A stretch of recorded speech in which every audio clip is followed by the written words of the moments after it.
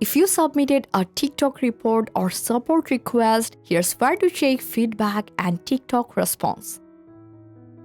So first from your TikTok, go to your profile. You have to hit on this hamburger menu from your profile and go to settings and privacy. Now scroll down and open Help Center, then go to Safety Center. And here you will find the option Report Records. And now from this section, you can see all the things you reported before. It could be a video, content, comments, or anything else. And when you open a report, you will see details like when you submitted it, its current review status, and TikTok's feedback or recommendation.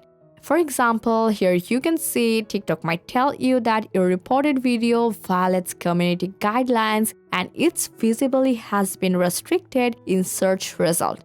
And if you want to check more things, you can also go back to the hamburger menu, and from the TikTok Studio in the account check section, you can see which video have restriction, why they are restricted, and TikTok's recommendation for fixing them. TikTok will give you guidance on what to check before uploading a video and what action to take if there's an issue.